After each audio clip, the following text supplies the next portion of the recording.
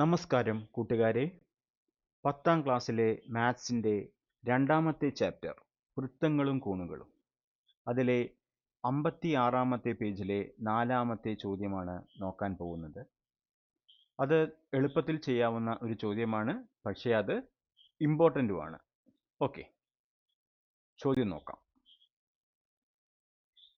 സമപാർശ്വമല്ലാത്ത ലംബകങ്ങൾ ഒന്നും ചക്രീയമല്ല എന്ന് തെളിയിക്കുക.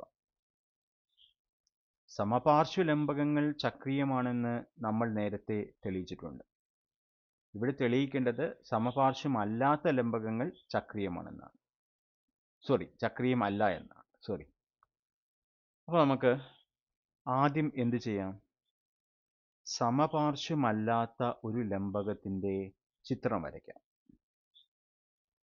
ഇവിടെ നോക്കൂ, ഇവിടെ ABCD എന്നത് ഒരു ലംബകമാണ്, അത് സമപാർശ്വമല്ല.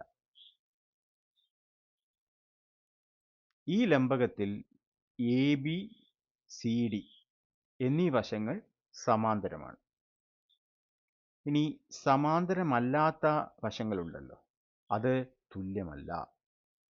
അതായത് പാർശ്വവശങ്ങളായ AD BC എന്നിവയുടെ നീളം വ്യത്യാസമാണ്. ഇവിടെ BCക്ക് നീളം കൂടുതലാണ്. ഇനി ലംബകങ്ങൾക്ക് ഒരു പ്രത്യേകതയുണ്ട്. ലംബകങ്ങളുടെ പ്രത്യേകത എന്താണെന്ന് വെച്ച് കഴിഞ്ഞാൽ, ഇപ്പം ഇവിടെ സമാന്തരമായ വരകളാണല്ലോ ഈ DCയും ABയും. ഇനി DCയുടെയും ABയുടെയും ഇടതുവശത്തെ കോണുകൾ, അതായത് ഈ കോൺ Dയും കോൺ Aയും കൂട്ടിയാൽ 180 ഡിഗ്രി കിട്ടും. ഇനി സമാന്തര വരകളുടെ ഒരേ വശം, അതായത് ഇപ്പോൾ വലതുവശത്തുള്ള കോണുകൾ കൂട്ടിയാലും 180 ഡിഗ്രി ആയിരിക്കും. സമാന്തര വരകൾക്ക് ഇടയിലുള്ള ഒരേ വശത്തെ കോണുകൾ കൂട്ടിയാൽ 180 ഡിഗ്രി കിട്ടും. അപ്പോൾ സമാന്തര വര DCയും ABയും, ഇവയുടെ ഇടതുവശത്ത് കിടക്കുന്ന കോണുകൾ ഏതൊക്കെയാണ്? കോൺ Dയും കോൺ Aയും. അത് കൂട്ടിക്കഴിഞ്ഞാൽ നമുക്ക് 180 ഡിഗ്രി കിട്ടും. അത് സമവാക്യം 1. വലതുവശത്ത് കിടക്കുന്ന സമാന്തരമായ വരകൾക്ക് ഇടയിലുള്ള ഒരേ വശത്തെ കോണുകൾ എന്ന് പറയുമ്പോൾ വലതുവശത്തെ കോണുകൾ ഏതാണ്? കോൺ Cയും കോൺ Bയും. അത് കൂട്ടിയാലും 180 കിട്ടും. ഓക്കെ, അപ്പോൾ സമാന്തര വരകൾക്ക് ഇടയിലുള്ള ഒരേ വശത്തെ കോണുകളായിരിക്കണം കൂട്ടേണ്ടത്. ഇപ്പം ഇവിടെ എന്താണ്, ഇടതുവശത്തുള്ള Dയും പിന്നെ വലതുവശത്തുള്ള Bയും അത് കൂട്ടാൻ പാടില്ല. ഓക്കെ, അപ്പോൾ ഇത് ലംബകങ്ങളുടെ ഒരു പ്രോപ്പർട്ടിയാണ്, പ്രത്യേകതയാണ്. അപ്പോൾ നമുക്കിവിടെ കോൺ A പ്ലസ് കോൺ D സമം 180 എന്ന് കിട്ടി. കോൺ B പ്ലസ് കോൺ C 180 എന്നും കിട്ടി. ഇനി നമുക്ക് ഈ ലംബകം ചക്രീയമാണെന്ന് കരുതിയാൽ എന്താണ് സംഭവിക്കുക? അപ്പോൾ ഒരു ചക്രീയ ചതുർഭുജത്തിൻ്റെ പ്രത്യേകത എന്താണ്? അതിൽ എതിർകോണുകളുടെ തുക 180 ഡിഗ്രി ആയിരിക്കും. ഓക്കെ, അതിനു മുമ്പ് ഒരു കാര്യം കൂടി ശ്രദ്ധിക്കുക. ഈ നമ്മൾ വരച്ചിരിക്കുന്ന ലംബകം സമപാർശ്വമല്ലാത്തത് കൊണ്ട് ഇവിടുത്തെ പാദകോണുകൾ, പാദകോൺ എന്ന് പറഞ്ഞു കഴിഞ്ഞാൽ ഇതാണ് കോൺ Aയും കോൺ Bയും. ഓക്കെ, അതെന്തല്ല? തുല്യമല്ല.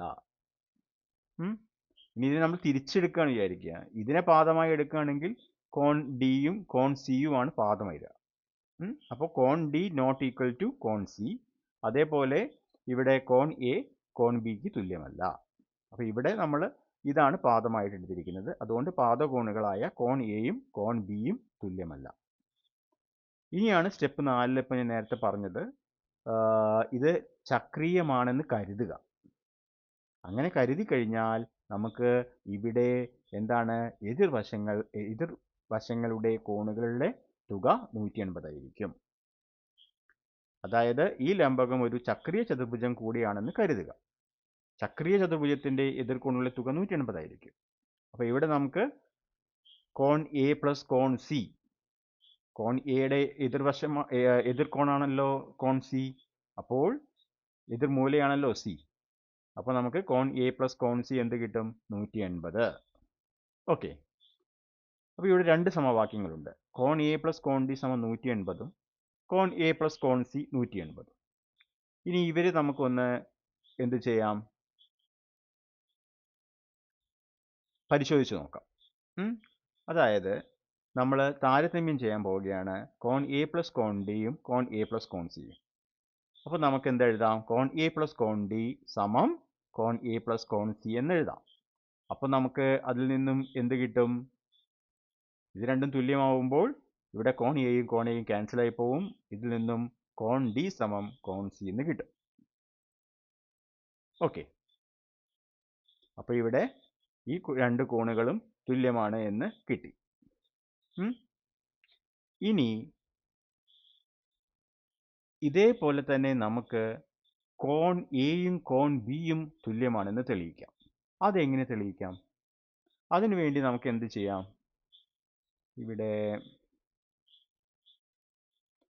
ഇവിടെ നമുക്ക് ഇതാ ഈ ഒരു കോൺ ബി പ്ലസ് കോൺ സി സമം 180 ഉണ്ടല്ലോ. കൂടാതെ കോൺ എ പ്ലസ് കോൺ സി എന്താണ്? 180 ആണ്. അപ്പോൾ നമുക്ക് ഇത് രണ്ടും എന്ത് ചെയ്യാം? തുല്യമായിട്ട് എഴുതി നോക്കാം. അപ്പോൾ നമുക്കിവിടെ എന്ത് കിട്ടും? കോൺ ബി പ്ലസ് കോൺ സി സമം കോൺ എ പ്ലസ് കോൺ സി എന്ന് കിട്ടും. അപ്പോൾ ഇവിടെ ഈ കോൺ സിയും ക്യാൻസൽ ആയി പോവും. അപ്പോൾ നമുക്കിവിടെ കോൺ എ സമം കോൺ ബി എന്ന് കിട്ടും. ഓക്കെ, അപ്പോൾ കോൺ എ സമം കോൺ ബി എന്നും നമ്മളിവിടെ തെളിയിച്ചു. ഇനി അടുത്ത സ്റ്റെപ്പ് നോക്കൂ. ഇവിടെ കോൺ എ സമം കോൺ ബി തുല്യമായതുകൊണ്ട് എന്തായിരിക്കും? ഇവിടെ നമ്മൾ പറഞ്ഞിട്ടുണ്ട് സമപാർശ്വമല്ലാത്തതിനാൽ ഇതിൻ്റെ പാദകോണുകൾ തുല്യമല്ല എന്ന് പറഞ്ഞിട്ടുണ്ട്. ഇപ്പം ഇവിടെ നമുക്ക് കോൺ എയും കോൺ ബിയും തുല്യമാണെന്ന് കിട്ടി. അതിൻ്റെ അർത്ഥം എന്തായിരിക്കും? ഇത്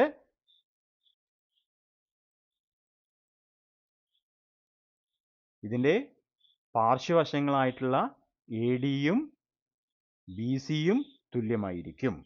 അതാണ് സ്റ്റെപ്പ് 6 പറയുന്നത്. സ്റ്റെപ്പ് 6 ഇതുപോലെ തന്നെ തെളിയിച്ചാൽ കോൺ എ സമം കോൺ ബി എന്ന് കിട്ടും. അത് നമ്മൾ തെളിയിച്ചു. ഇനി ഒരു ലംബകത്തിൻ്റെ പാദകോണുകൾ കോൺ എയും കോൺ ബിയും തുല്യമായാൽ അതിൻ്റെ സമമല്ലാത്ത വശങ്ങൾ, അതായത് പാർശ്വവശങ്ങൾ തുല്യമാണെന്ന് കിട്ടും. അതായത് എ ഡി സമം ബി സി എന്ന് കിട്ടും. ഇനി നോക്കൂ, ഒരു ജോഡി സമാന്തര വശങ്ങളുണ്ട്. അവ അല്ലാത്ത മറ്റ് വശങ്ങൾ എന്താണ്? തുല്യവുമാണ്. അപ്പോൾ അതിനെ നമ്മൾ എന്താണ് പറയുന്നത്? സമപാർശ്വ ലംബകം എന്നാണ് പറയുക. ഓക്കെ, അതായത് എന്താണ്? ഈ ലംബകം ചക്രീയമാകണമെങ്കിൽ എ ഡിയും ബി സിയും തുല്യമായിരിക്കണം. അങ്ങനെ തുല്യമാവുമ്പോൾ ഇതെന്തായിരിക്കും? സമപാർശ്വ ലംബകമായിരിക്കും. ഓക്കെ, അപ്പോൾ അതിൽ നിന്ന് എന്ത് മനസ്സിലാക്കാം? ഒരു ലംബകം ചക്രീയമാകണമെങ്കിൽ അത് സമപാർശ്വ ലംബകമായിരിക്കണം. അപ്പോൾ അതാണ് നമ്മുടെ നിഗമനം. ഒരു ലംബകം ചക്രീയമാകണമെങ്കിൽ അത് നിർബന്ധമായും സമപാർശ്വ ലംബകമായിരിക്കണം. അതുകൊണ്ട് സമപാർശ്വ ലംബകമല്ലാത്ത ഒരു ലംബകവും ചക്രീയമല്ല എന്ന് തെളിഞ്ഞു. ഓക്കെ, അപ്പോൾ ഇത് എല്ലാ കൂട്ടുകാർക്കും മനസ്സിലായി കാണുമെന്ന് വിചാരിക്കുന്നു. ഈ വീഡിയോ നിങ്ങൾക്ക് ഉപകാരപ്പെട്ട് കാണും. ഉപകാരപ്പെട്ടാൽ നിങ്ങൾ ലൈക്ക് ചെയ്യണം. അതേപോലെ തന്നെ ഇത് നിങ്ങളുടെ മറ്റുള്ള ഫ്രണ്ട്സിന് ഷെയർ ചെയ്യണം. പിന്നെ പ്രധാനപ്പെട്ട പറയാനുള്ളത്, ചാനൽ സബ്സ്ക്രൈബ് ചെയ്ത് സപ്പോർട്ട് ചെയ്യുക. പിന്നെ ഈ വീഡിയോയെ പറ്റിയുള്ള നിങ്ങളുടെ അഭിപ്രായങ്ങൾ കമൻ്റായി എഴുതുക. വരാൻ പോകുന്ന വീഡിയോകളിൽ എന്തൊക്കെ മോഡിഫിക്കേഷൻസാണ് വരുത്തേണ്ടത് എന്നുള്ളത് ഒന്ന് കമൻറ്റ് ചെയ്യുക. അതിനനുസരിച്ച് നമ്മൾ വീഡിയോസിൽ മോഡിഫിക്കേഷൻസ് വരുത്തുന്നതായിരിക്കും. അപ്പോൾ ഈ വീഡിയോ കണ്ട എല്ലാ കൂട്ടുകാർക്കും നന്ദി. അടുത്ത വീഡിയോ വരെ എല്ലാവർക്കും താങ്ക് യു.